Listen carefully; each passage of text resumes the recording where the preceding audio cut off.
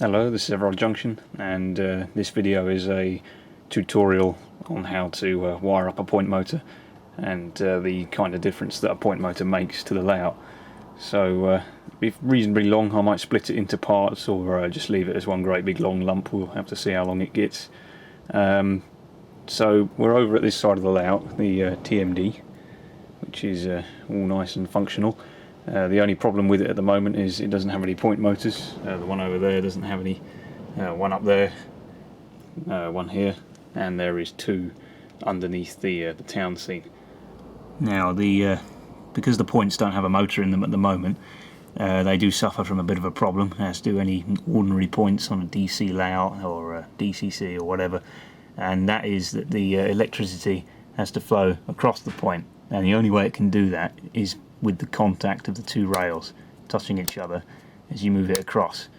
And this is fine when the point is brand new, but after a prolonged period of time with lots of running of trains and general use, such as this one's been very heavily used for the best part of a year now, and between the two rails, not on the surface, the actual faces that touch, it's got dirty, and in order for it to work properly I'd have to clean it.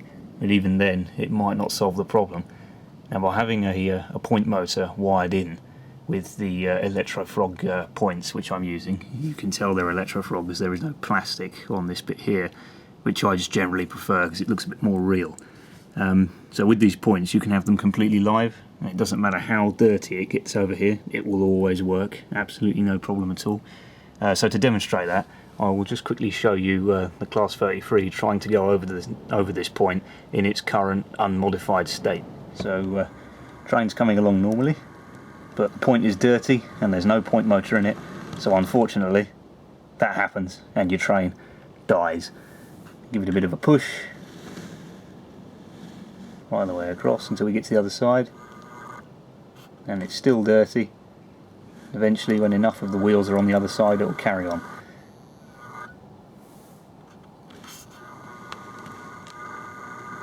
And there you go, it's now clear of the point and it's working perfectly. So you can see this point is in dire need of a clean, but I'm not going to do that. I'm just going to fit the point motor straight away and wire it all in, and that will give you a good demonstration, because when it's all completed the train should just go over it no problem at all, despite the fact that the point is absolutely filthy and needs cleaning. Now, to do this, you're going to need quite a bit of stuff. First of all, the point motor itself. This is a Gagemaster Seep PM1 point motor, which has the built-in Polarity Switch. I'll come on to that later. You'll also need some screws to attach the motor to the underside of the baseboard, a switch to operate the point, some little bullet connectors that will have the wires that go into these blue crimp blade splicers, which are these things underneath the baseboard. You can see there's one. So it just clips in like that, and you'll also need a pair of pliers to push that in, a scalpel to cut the wire, heat shrink to protect your connections, solder obviously, flux to make the soldering much easier and more professional, a third hand to hold the point motor whilst I solder all the wires to it, a pair of wire strippers with the correct little compressors on the end to squeeze down these bullet connectors, and you'll also need a soldering iron, as well as some wire to go with it. So there's quite a few things you need to do, and once you've had a bit of practice and done a few of these point motors, you can expect to get one installed in probably about an hour. It takes quite a while. There is a lot of wires to do. The point motor itself has 6 wires and the switch has 3 wires, so that's 9 wires that you've got to solder up, heat shrink, wire in, then you've got to attach the point motor underneath the baseboard. There's a lot of stuff to do. So let's get started. Right, here's the point motor itself, fresh out of the box, and you can see that it's got a series of terminals on it, labelled A to F. Now, when you first look at this, it's like, oh god, what does that all do? Where do the wires go? Well, the answer is on this big diagram that I made, because the instructions are very small, and this is quite useful because you just leave it on the floor and just stare at it every now and again. You get a bit confused. So part A, or terminal A, goes down to the switch. We've got C, which goes to 0 volts. We've got D, which goes to plus 12, or the plus side of the DCC bus wires, and then you've got E, which goes to the minus side of the DCC bus wires. You've got F, which goes to the frog of the point. That's the bit of the point where the two bits cross over towards the end. So that's the bit that actually feeds the point power. And then you've got B, which goes to the other side of the switch, because the switch has a couple of terminals on it. So here it is. Here's the switch. So left side would go to one part of the point motor, right side would go to the other part of the point motor, and the middle bit goes to 12 volts. And now that's a 12 volts from my DC controller, so I can power the points separately without using any point decoders or anything. I like to use switches to keep the operation of the layout a bit more hands-on. So if you imagine there's 12 volts going to the middle terminal of this, when I throw the point switch to one side like that, it's going to connect the middle one to the left hand side, so that 12 volts is going to want to flow, and it's going to flow through the point motor, moving it over to the left or the right depending on which way it's wired up. So hopefully that makes a bit of sense. It will become a bit more clear as I start wiring the thing up, but we'll get there in the end. Right, the first thing that we want to do is we want to get the wire in that's going to give power to the frog of the point. This will be the very important wire that makes the whole thing live. So if we look at our diagram, that will be terminal F on the point motor. So what I'm going to do is I'm going to drill a hole around about here somewhere, and just check the wire will fit and run through, and then later on towards the end of the installation I'll actually get round to soldering it in. Now with electrofrog points, it's probably different with Insulfrog. I haven't really looked up on it because I don't own any of them, but with electrofrog points, this rail here and this rail here, so this V bit and the Y bit here, so this part and this part is all connected together underneath by a small piece of wire. So if I was to attach a wire there, the whole lot would become live, all this section. So that's what allows the point to be nice and reliable even though it's dirty, because you'll have a direct feed going inside it and you won't have to rely on the physical connection between these two rails. That connection will still be there, so it'll help things out a little bit, but if it is very dirty and isn't working at all, it doesn't matter because we've got power fed straight to it anyway. So I'm going to drill a small hole for the wire.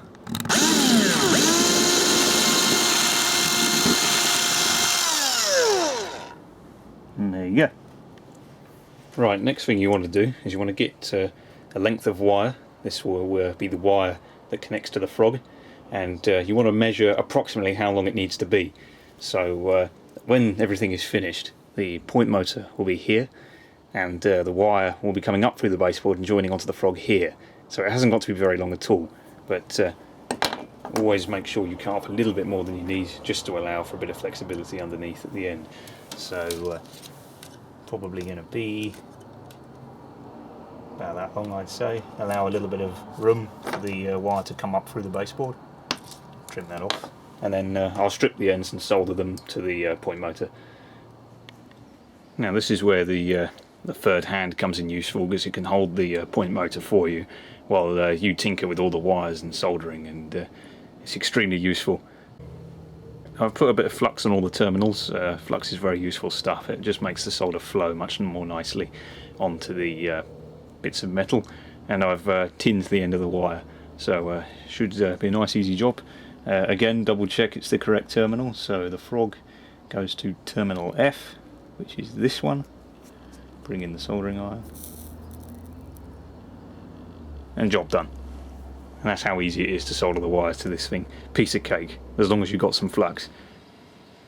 Now to protect the connection, I've just added a little bit of heat shrink, and that will stop the wire snapping off and shorting out and stuff. Just makes it a little bit safer and a little bit more durable to punishment. And now for the other 5 wires, it's exactly the same process. You just have to work out how long they need to be, then add a little bit extra just to make sure you're safe, and solder them onto the point motor, and then you're pretty much ready to start positioning in and testing and getting stuff ready.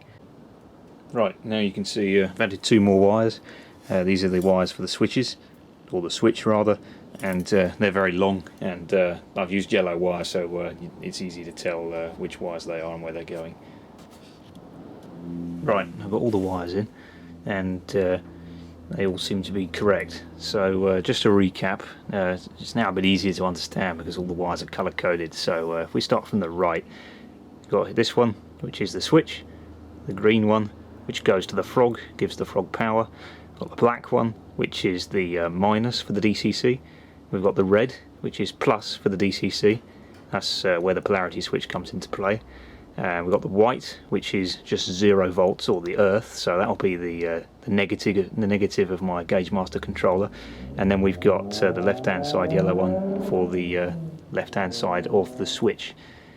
So hopefully that makes a bit more sense, and it's a good idea to colour code it, so it just makes it easier to understand. However, I haven't really done it on other point motors. I've just used what wire I have, so on some point motors all the wires are the same colour. Right, the point motor is now ready to go underneath the baseboard, but before I do that, I'm just going to have a go at trying to explain to some of you this polarity switching business. I know it sounds a bit confusing. It certainly confused me when I was looking it up. Now, this is the easiest way I think I can explain it, so we'll see how it goes. Now, without a polarity switch, but with electrofrog points, it's a good idea to try and power them up and make them all live. That's the point of an electrofrog point. If you don't want to go into all this business, just use an install frog point and everything will be fine. The only trouble is you will have to rely on the point blades doing the electrical stuff. So if you try to cheat and power this point yourself with just a wire, you've got a choice. You can either use plus or minus. Now I'll put these bits of insulation here just to better illustrate that. So this rail is plus, this rail is minus, and if we follow it along, that means this rail here is minus all the way along, and this rail here that curves round is plus all the way along. So when you change the point to this side, the plus flows down this rail through the frog to here and allows the train to continue to move. This side remains negative because it's powered at the other end. So let's say you powered the frog with the negative wire. So say I put a black wire in here, the whole thing would become negative. So this wire, this bit, and this bit. So with the point in this position, the plus is separated from the point because the two rails are no longer touching, and it'll go off round there. And this is all minus because you've wired it up. This whole bit is all minus. So the train will come along, it will get to here, and it'll carry on and go all the way through because we've got plus on one side and minus over here, completing the circuit. But the problem arises when you change the point the other way. So you change the point. Now, remember, we wired it up with a black wire, so this is all still negative, and it's not going to change, it's going to stay negative because that's the wire you've attached it to. So now we've got negative coming along here, and suddenly it's going into a positive. So as soon as you change the points, it's just going to short out the system. Now what the polarity switcher inside the point motor does is it switches between plus and minus. So when it's in the correct way round, and you've got it over this side, the point motor will send minus up through the wire into the frog, that little green wire I showed you earlier that I soldered to the motor. When I change it this way, it moves the polarity switch over to the positive side and sends positive electricity through the wire and into the frog. So no matter which way you've got the point, the motor automatically switches the electricity to plus or minus depending on which way you're going. Now if you don't have that and you just cheat and you go, I'll put a negative wire to here, that will give the point some juice, it won't work, but it will work only in one direction. So you might be able to go straight across and you'll think, oh yeah, it works, but you try and go right and it won't work at all, your train will short out. So that's what the polarity switcher does. I hope that made sense. I can't think of any other way to explain it, but if you still haven't got a clue what I'm on about, look it up on Google, just type it in, and there are a couple of little video animations, just like drawn in paint or whatever, and they just show the point changing and the rails changing colour with the switching action, and it better sort of explains it, but hopefully you got the gist of what I was on about anyway. That's why you have a polarity switcher, and that's why I want to make the whole point live, because no matter what happens with dirt or whatever, the whole thing is electrified and will always work. Now, just quickly before I put the point motor in and carry on with the tutorial, some of you who are a bit more electrically minded might have already noticed something that seems a bit strange that I may not have explained, and I haven't. That's why I'm going to explain it now. Now, going on what I've just said about the polarity switcher, and remember I told you that all this is connected together, that means that when you've got the point over in this position, for example, the minus connects the two rails together and the minus flows up here, and because it's all connected the whole lot becomes minus, so that suddenly makes this rail and this rail minus. But if we look over here with the wiring, if it makes this rail minus, then it's not going to work because you've got minus over here and minus over here, and the same thing will happen with the positive when you change it the other way. So how has this point worked all this time? Well, there's a secret to that, and that is these insulating rail joiners. If I zoom in, you might be able to see them a bit better. So they're basically fish plates, but they're plastic fish plates with a little spacer in the middle of them to stop the two rails from connecting to each other. Right, the point motor needs to come in underneath the baseboard. Now, conveniently, when I built this layout, I wasn't sure if I was going to use point motors. So when I was laying all the track and ballasting and doing all that stuff, I drilled holes for the point motors already. So every single point on this layout, regardless of whether or not it's got a motor in it, does have at least a hole underneath it to fit one. So you don't have to worry about ripping up the track, and I'm so glad I did that, because it turns out in the end I did want to use point motors. Now, you can't really see it because it's very small and it's dark under here, but there is a hole under there which connects to the point. So all I'm going to do is I'm going to put the point motor under there. I'm going to drill two little holes into the baseboard where the two little holes on the point motor are in each corner, and then just use some ordinary little wood screws and screw it in. Right, there's the point motor installed underneath the baseboard. Depending on where it is, it can take anything between 5 minutes or 20 minutes. This one took about 10 minutes. It was fairly difficult to get to, but it was actually easier to come behind the baseboard and do it from here. So there it is, it's all attached, and it's very important to make sure that when you put it in, that the little rod that runs up the centre and actually moves the point, it's very important to make sure that's in the central position and that the point is in the central position. So you can do that by just taping it into the central position or wedging some paper either side of it to hold it in the middle, and that will make sure that it definitely switches in the right place when you change the point. So if we come up to the top and look down, you can see now there's a big rod sticking out of the point. That will be trimmed off when we know that the point works. So let's move on to the next bit. Right, the next thing to do is to take the green wire that comes off the point motor for the frog and run it up through that small hole we drilled earlier, and just manage to feed it through. There it is. Sometimes it's a bit stiff, but usually it comes okay. So there we go. Now all we have to do is solder that to one of the wires, well, not wires, one of the rails here. So I'll probably solder it to this one. We'll see. Doesn't really matter, because remember, all these rails are joined together by a little wire underneath the point. I've bent the wire over, and I've got a nice little blob of flux on there, and a nice blob of solder on the soldering iron. So hopefully it'll solder to the rail nicely. Just have to make sure you heat it all up.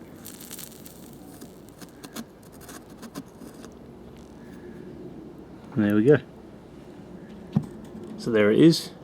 That can just be covered up with a little bit of ballast later on just to hide the green, and you'd never know it was there. So now what we need to do is we've got, remember, the white wire which goes to 0, got the red wire which is the plus for the DCC, and we've got the black wire for the minus of the DCC. So all I'm going to do is crimp those onto the bus wires using the crimp blade splicers. That's these little blue things, and the red things to hold the cable and pop it in. So there's the wire with one of the spade connectors on the end of it, and I've already put one of the blue things in, and you just plug it in like that. Right, what I've done now is I've taken the two yellow wires which come from the point motor for the switch. I put them on either side of the switch, and if you remember earlier, the middle part of the switch goes to 12 volts, so when you move the switch to either the left or the right, it completes the circuit either between this one and this one, or it completes the circuit between that one and that one, and makes the point switch over. and as soon as you let go of it, it springs back to the centre so the point motor doesn't burn out. I've already put a plug on the end of it, and I just need to connect it up to 12 volts, and then we'll see if the point motor works. I've connected it up, so now's the moment of truth. We'll see if it works.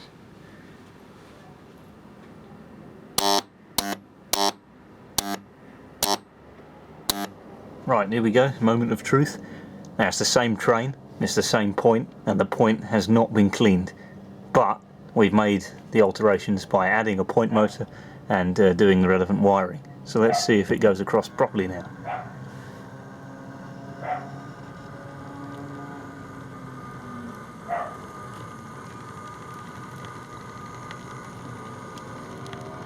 Now you see what a difference that makes? Perfectly smooth, and yet the point is filthy. But just by adding a bit of wiring and a point motor, we've completely solved the problem and made the point far more reliable than it ever could be under normal circumstances. So there you go. I hope you enjoyed the video. I hope it's given you a bit of inspiration to tackle some point motors if you were a bit nervous about it before. It really does make a difference, and if you're using electrofrog points, then it really is worth doing.